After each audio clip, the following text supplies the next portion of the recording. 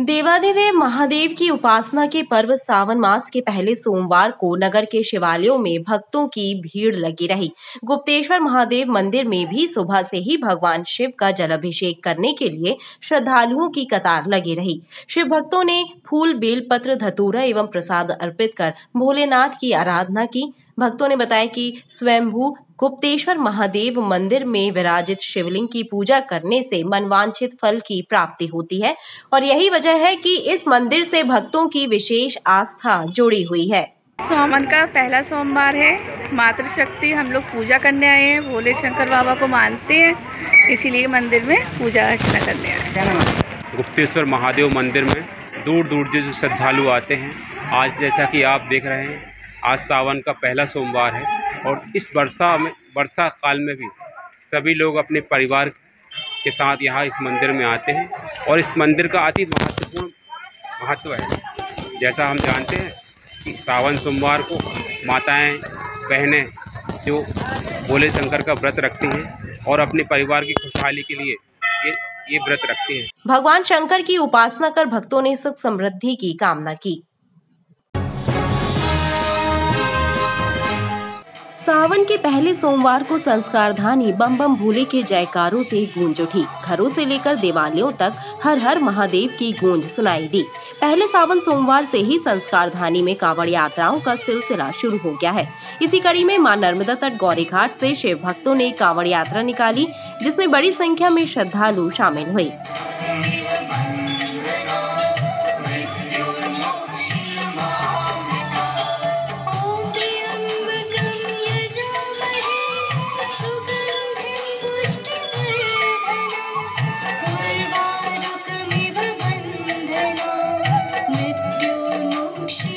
बनाकर जा रहे हैं। 2 वर्षों से ये कांवड़ यात्रा चल रही है। भगवान की कृपा रहे, आगे भी चलती रहे। अपना नाम? गौरी घाट से आए हम लोग, मोहारी जला से जा रहे हैं। कितने वर्षों से ये कांवड़ यात्रा निकाल रहे हैं आप लोग? दूसरी साल है हम लोग की कांवड़ यात्रा गौरी घाट से चालू हुई है और हम लोग पनागर जा रहे हैं। नरगमा मोहारी पनागर। कितने वर्षों से ये कांवड़? हम लोग तकरीबन ये 3 वर्षों से कांवड़ रख रहे हैं। अपना नाम? वहीं पहले सावन सोमवार के मौके पर मंदिरों में शिव भक्तों का तांता लगा रहा। भक्तों ने बाबा भोलेनाथ के दर्शन किए और उनका अभिषेक कर पुण्य लाभ अर्जित किया। महज 5 इंच बारिश ने नाले नालियों के सफाई अभियान की पोल खोल कर रख दी। शहर में 1 दर्जन से ज्यादा स्थानों पर जल भराव हुआ, जिसकी वजह से आम जनजीवन अस्त व्यस्त हो गया। लोगों को भीषण परेशानियों का सामना करना पड़ा। नाले का गंदा पानी घरों में प्रवेश कर गया, जिसके चलते कई स्थानों पर लोगों को रत जगह भी करना पड़ा। लोग घरों से पानी उलीचते हुए नजर आए। सबसे ज्यादा खराब स्थिति महाराणा प्रताप वार्ड धनवंतरी नगर की रही, जहां पार्षद को जेसीबी मशीन लेकर पानी की निकासी करने निकलना पड़ा। क्षेत्रीय पार्षद ने आरोप लगाया कि नगर निगम के अधिकारियों के द्वारा उनकी शिकायत नहीं सुनी गई और न ही मदद के लिए कोई कदम उठाए गए। समय रहते यदि नाले नालियों की सफाई सही तरीके से कराई गई होती तो लोगों को इस तरह की मुसीबत नहीं झेलना पड़ती।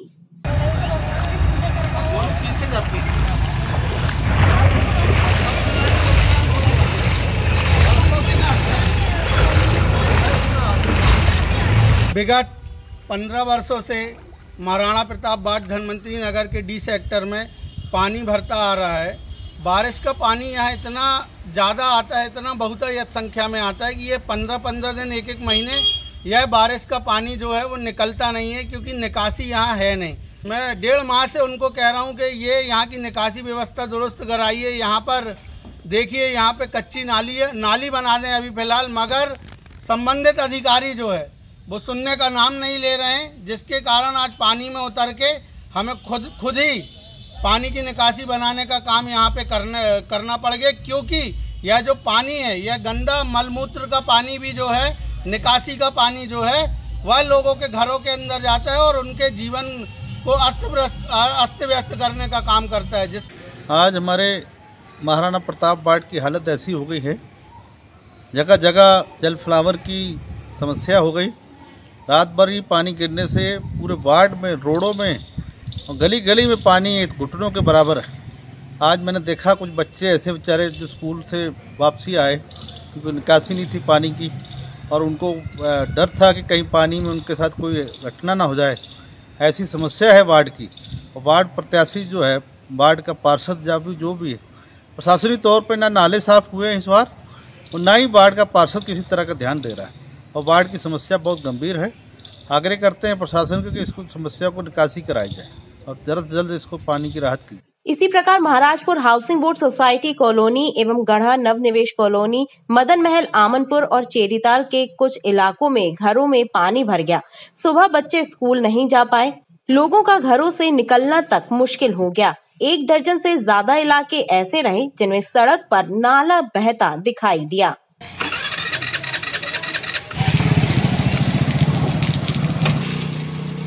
ये Subhash Nagar housing board colony Maharajpur में आज सुबह में जो वर्षा हुई है उसके कारण से हमारे घरों में और दुकानों में पानी घुस गया है। ये पूरा पहली पानी टंकी के पास का सेक्टर पूरा पानी से जलमग्न हो चुका है। ये पूरे में पानी भर गया, रात में पानी गिर रहा था, पूरे में पानी भर गया बिस्तर के नीचे। हाँ, पानी यानी सब सामान के नीचे भर गया, पानी नुकसान भी हो गया। थोड़ी सी बारिश ने नगर निगम की सफाई व्यवस्था की पोल खोल कर रख दी। पिछले 2-3 महीने से चल रहे नाला नाली सफाई अभियान की सच्चाई सामने आ गई। जल भराव की मुसीबत झेलते लोगों का कहना है कि सफाई यदि ठीक ढंग से हुई होती तो ऐसी स्थिति नहीं बनती।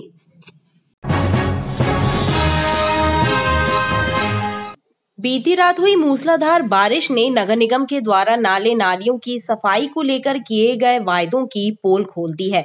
शहर के वेस्टर्न मार्केट, करमचंद चौक से लेकर तुलाराम चौक तक जाने वाले मार्ग में बारिश का पानी भर गया। दरअसल नालियां चौक होने से पानी दुकानों के भीतर भी पहुंच गया, जिसके कारण दुकान संचालकों को बेहद परेशानी का सामना करना पड़ रहा है। दुकान संचालकों का कहना है कि हर साल बारिश में ऐसे ही हालात बने रहते हैं। कई बार निगम अधिकारियों से भी शिकायत की जा चुकी है, लेकिन हालात नहीं सुधरे और करमचंद चौक से लेकर तुलाराम चौक तक पानी भर जाता है, जिससे दुकानों के सामान को भी क्षति पहुंचती है।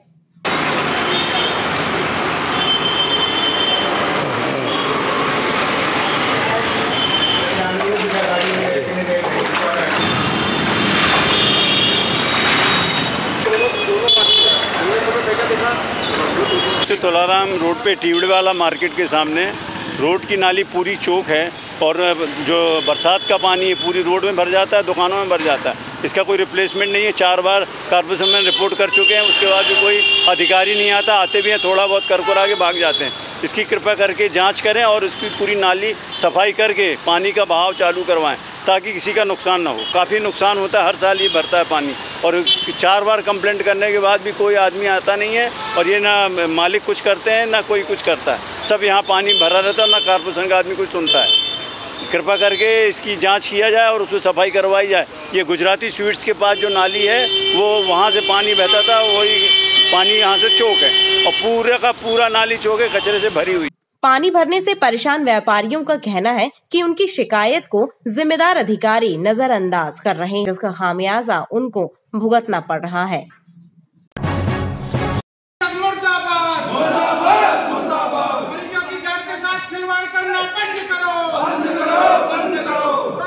नेताजी सुभाष चंद्र बोस मेडिकल कॉलेज में ऑनलाइन मरीजों की पर्ची बनाई जाने का विरोध जारी है।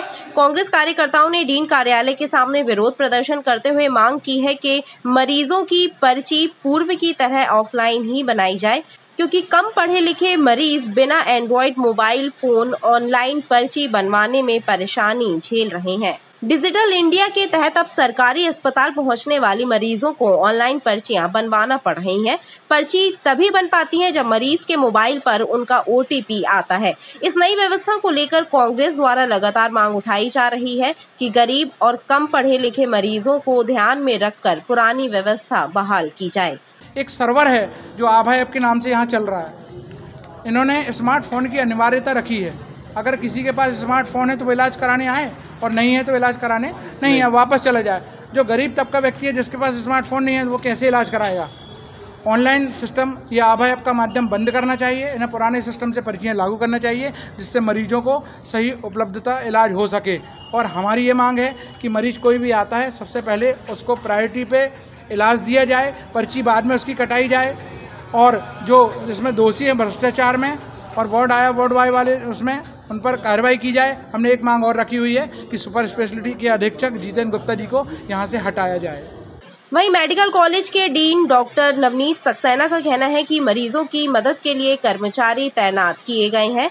ऑनलाइन पर्ची भी आसानी से बनने लगी है। मरीजों को तकलीफ ना हो इसका ध्यान रखा जा रहा है। दिक्कत सभी अस्पतालों में है। ये जो भारत सरकार की तरफ से उपक्रम जो है डिजिटल इंडिया का जो एक नारा है वो डिजिटल इंडिया चल रहा है, तो उसमें कुछ कभी सर्वर डाउन होता है, किसी के पास स्मार्टफोन नहीं होता है, इस तरह की समस्या सामने आई है। तो हमने कर्मचारी लगा रखे हैं जो जिनके पास स्मार्टफोन नहीं है उनकी मदद करते हैं। वो कैसे करते हैं उसमें ज़रूर समय लगता है, लेकिन आने वाले समय में ये थोड़ा सा टीथिंग प्रॉब्लम है। आने वाले समय में ये स्ट्रीमलाइन हो जाएगा और जल्दी ही सब हो जाएगा। इसके लिए जो भी कदम उठाए जाएंगे वो बिल्कुल उठाए जाएंगे। प्रदर्शन को लेकर डीन कार्यालय के सामने देर तक मजमा लगा रहा। जबलपुर ही नहीं पूरे प्रदेश में अपनी एक अलग पहचान बना चुकी संस्कार कांवड़ यात्रा 29 जुलाई को परंपरा अनुसार निकाली जाएगी।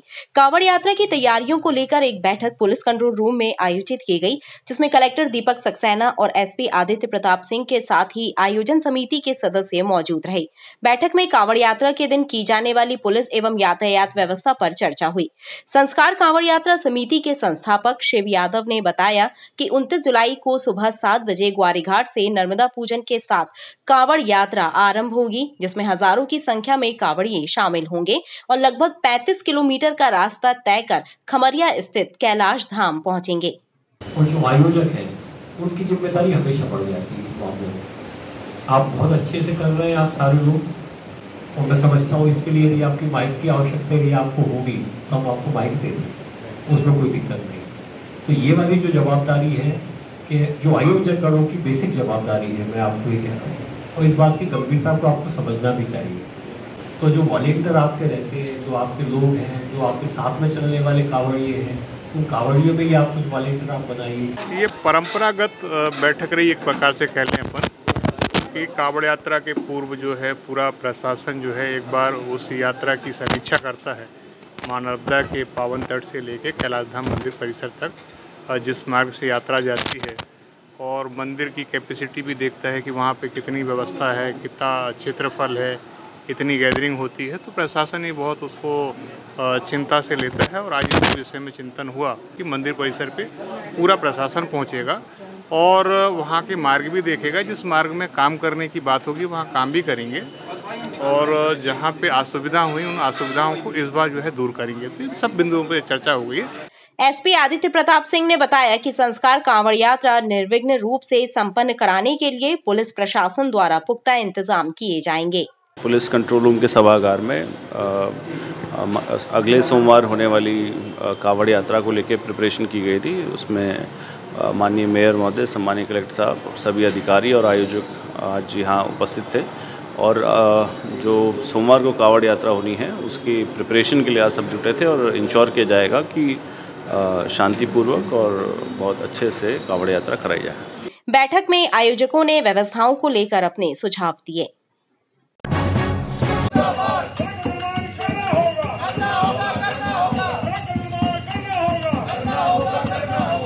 नर्सिंग वार्ड में अंडर ब्रिज से लेकर गंगा सागर तालाब तक की जर्जर और बदहाल सड़क को लेकर कांग्रेस कार्यकर्ताओं ने विरोध प्रदर्शन किया। कांग्रेस कार्यकर्ताओं ने आरोप लगाया कि नगर निगम में सड़कों के पेंच वर्क के नाम पर जमकर भ्रष्टाचार हो रहा है। आलम यह है कि महापौर के वार्ड में तक गड्ढों में सड़क ढूंढना पड़ रही है। दिन भर कई एक्सीडेंट होते हैं, लोग परेशान हैं, लेकिन व्यवस्था सुधरने का नाम नहीं ले रही है।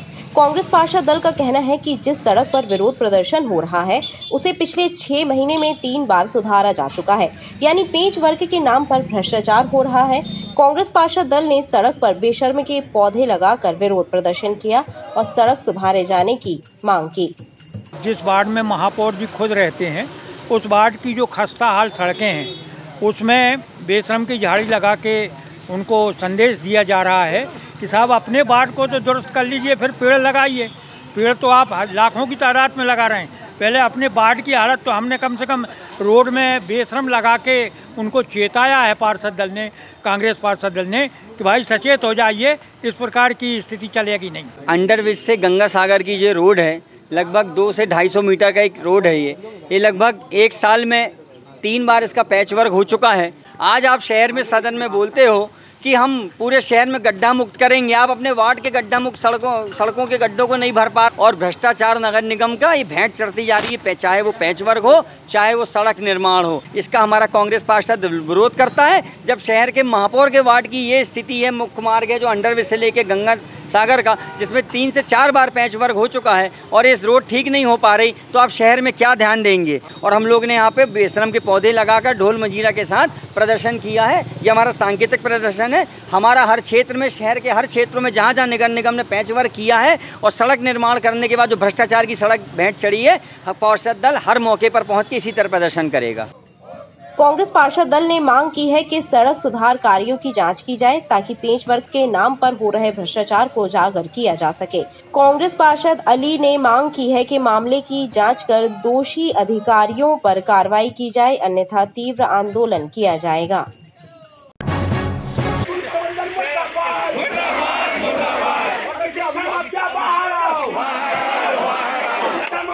पोली पाथर स्थित सेंट लॉयसिस स्कूल के बाहर सोमवार को अभिभावकों ने जमकर प्रदर्शन किया। प्रदर्शनकारी अभिभावक स्कूल के मुख्य द्वार पर धरने पर बैठ गए। अभिभावकों ने आरोप लगाया कि स्कूल प्रबंधन के द्वारा अब भी छात्रों और अभिभावकों पर बढ़ी हुई फीस जमा करने का दबाव बनाया जा रहा है, जबकि कलेक्टर और जिला शिक्षा अधिकारी के द्वारा फीस को लेकर गाइडलाइन जारी कर दी गई है। अभिभावकों ने बताया कि पिछले 10 दिन पहले भी अभिभावकों ने फीस के मुद्दे को लेकर स्कूल में प्रदर्शन किया था। उस दौरान प्रबंधन ने 22 जुलाई तक फीस के संबंध में निर्णय लेकर अभिभावकों को अवगत कराने का आश्वासन दिया था, लेकिन अब भी उन्हें प्रबंधन ने कोई सूचना नहीं दी है और फीस जमा करने की बात कही जा रही है, जिसके विरोध में अभिभावक प्रदर्शन कर रहे हैं। स्कूल की फीस कम करनी होगी। जिला प्रशासन होश में आओ।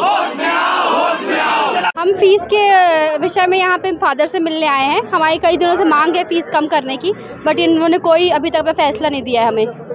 और आए दिन हमें स्कूल से मैसेजेस आते रहते हैं कि आप फीस पे करो, तो वही इसी उपलक्ष्य में मिलने आए हैं यहाँ पे। प्रशासन ने सब स्कूलों की फीस कम कर दी है, लेकिन यहाँ से कोई हम लोगों को हमारा सवाल का जवाब नहीं मिल रहा है। आज हम लोग सब लोग इकट्ठे होकर यहाँ पे आए हैं और आज अपनी मांगें पूरे करने के बाद ही यहाँ से हम उठेंगे, ये सब निर्णय लेके आए हैं। धन्यवाद। आज हम पेरेंट्स दोबारा यहाँ पे इकट्ठे हुए हैं। पिछले लास्ट 11 तारीख को हम लोग यहाँ आए थे, तब हमें माननीय कलेक्टर जी का आदेश दिया गया था कि फीस कम करें, लेकिन फादर से जब हम लोग की मुलाकात हुई तो उन्होंने कहा कि आप लोग 22 तारीख को आइए, और हम लोग के पास कंटिन्यू मैसेज आ रहे हैं कि आप लोग बच्चों की फीस पे कर दीजिए। लेकिन हम जब बड़ी हुई फीस क्यों जमा करें जब माननीय कलेक्टर जी का आदेश हो चुका है कि फीस कम कीजिए। 6 स्कूलों की फीस कम हो गई है, 4 स्कूलों ने और कम कर दी है, लेकिन स्कूल के द्वारा आदेश का पालन नहीं किया जा रहा है। इसी विषय के कारण हम लोग यहाँ एकत्रित हुए हैं और फादर से अपनी फीस कम करने की मांग कर रहे हैं। फादर ने बोला था हम अपने मैनेजमेंट प्रबंधक लोगों से बात करके इसका निर्धारण करेंगे कि फीस कलेक्टर गाइडलाइन के हिसाब से लेनी है या फिर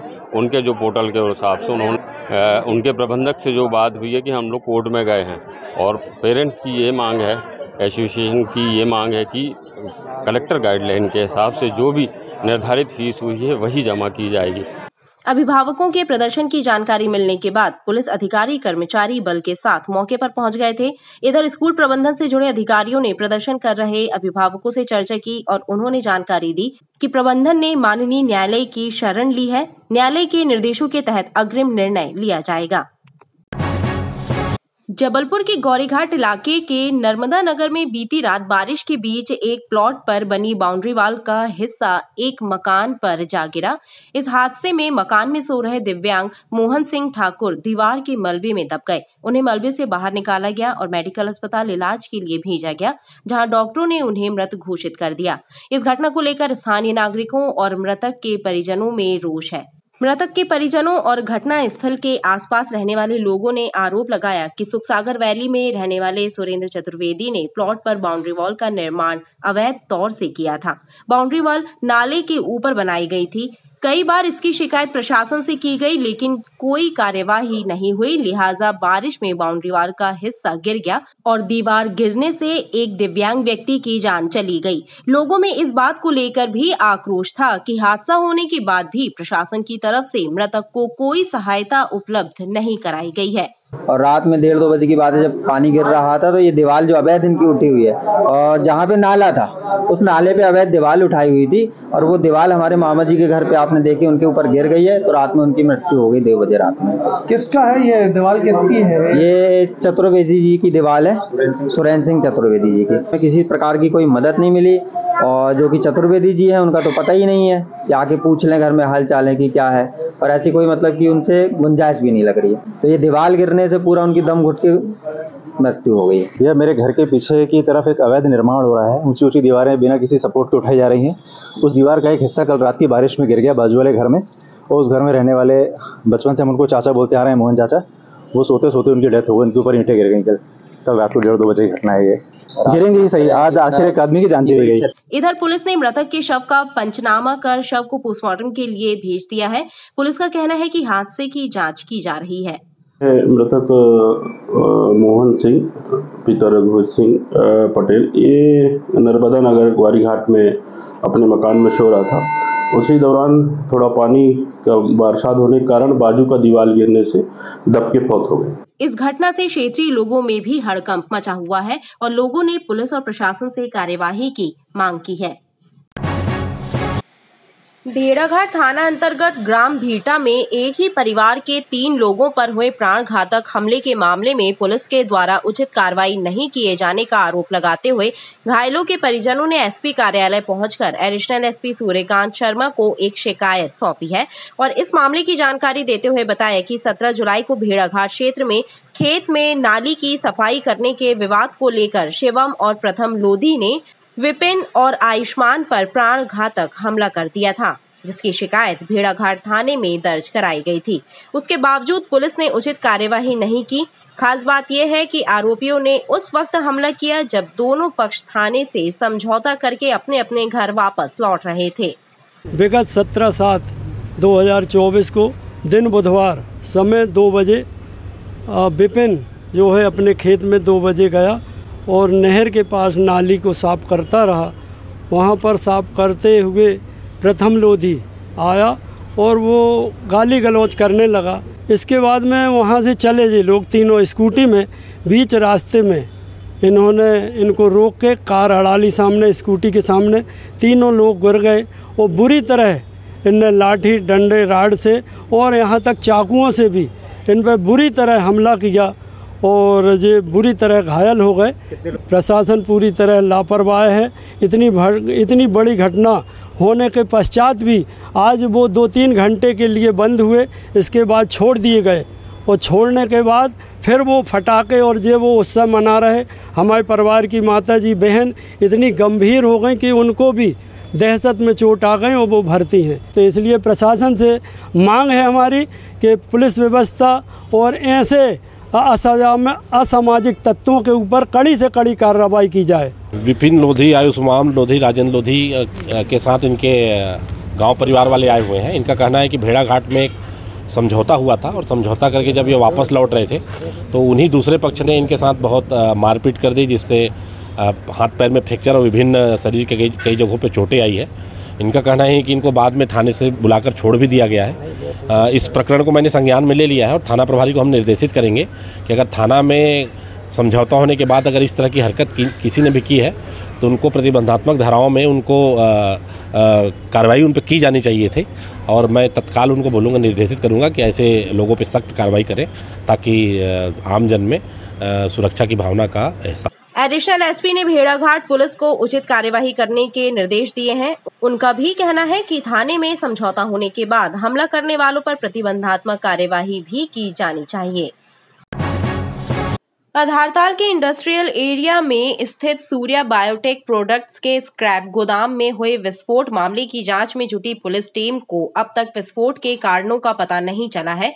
खास बात यह है कि अब तक घटना स्थल पर पुलिस को ऐसे कोई साक्ष्य नहीं मिले हैं जिससे विस्फोट की पुख्ता वजह सामने आ सके। वहीं सोमवार को पुलिस ने रिमांड समाप्त होने के बाद फैक्ट्री संचालकों कपिल जैन और उसके भाई को न्यायालय के समक्ष पेश कर दिया गया। जहां से दोनों को जेल भेज दिया गया है। एडिशनल एसपी सोनाली दुबे ने बताया कि पुलिस द्वारा इस मामले में हर पहलू पर जांच की जा रही है। अब तक विस्फोट से जुड़े कारण स्पष्ट नहीं हुए हैं। इधर पुलिस ने घटना स्थल पर लगी मशीनों की मैकेनिकल जांच के साथ ही इलेक्ट्रिक लाइनों और कबाड़ से मिले सिलेंडरों व अन्य सामग्रियों की जांच भी शुरू कर दी है। घटनास्थल जो है उसको पुलिस के द्वारा रिक्रिएशन भी कराया गया था और अभी बहुत पुख्ता तरीके से बताने में समर्थ नहीं है कि क्या कारण रहे हैं वहाँ जो घटना घटित हुई है उसके। इसके अलावा जो आरोपी हैं उन्हें तो हमने अपनी कस्टडी में ले लिया था और राउंड अप कर लिया है। उनसे पूछताछ करके स्थिति स्पष्ट करने का प्रयास किया जा रहा है। घटनास्थल को देखकर जो है अभी ये बहुत स्पष्ट नहीं हो पा रहा है कि जिस तरह की बॉडी है मृतक जो था उसकी और जो घटनास्थल है वो मैच नहीं हो रहे हैं, पर हम इसमें इन्वेस्टिगेशन कर रहे हैं। बहुत जल्दी क्लियर हो जाएगा कि ये क्या था। दोनों आरोपियों को रिमांड में भी लिया था पुलिस ने। पूछताछ में क्या बातें सामने आई और अब अगली इन्वेस्टिगेशन पुलिस की क्या है, किस तरह से इसमें जांच कर रही है? हाँ, उनको जो है उनका पीआर लिया गया था पूछताछ के लिए और पुलिस ने उनसे काफ़ी जानकारियाँ जो है वो क्लियर हुई हैं। इसको आज उन्हें जो है वो कोर्ट में पेश किया जाएगा और जो घटनास्थल है इसके बारे में हम जानने के लिए उसके जो इंडस्ट्रियल चेक्स होते हैं, इलेक्ट्रिकल जो इश्यूज़ होते हैं वो सारे भी डिटेल्स रिपोर्ट सबमिट करवा रहे हैं कंसर्निंग ऑफिसर्स को दिखाकर और बहुत जल्दी स्पष्ट होगी स्थितियाँ। पुलिस अधिकारियों ने बताया कि उनके द्वारा स्क्रैप गोदाम में रखे कबाड़ के रिकॉर्ड की भी जांच की जा रही है। वहीं सूत्रों की माने तो घटनाक्रम के बाद फैक्ट्री संचालकों ने घटना से संबंधित साक्ष्य भी छुपाने का प्रयास किया है। ऐसे में पुलिस प्रकरण में साक्ष्य छुपाने की धारा बढ़ा सकती है। पुलिस ने घटना के साक्ष्य जुटाने के लिए उस कार को भी जब्त किया है जिस कार से घायल मजदूर को इलाज के लिए अस्पताल ले जाया गया था।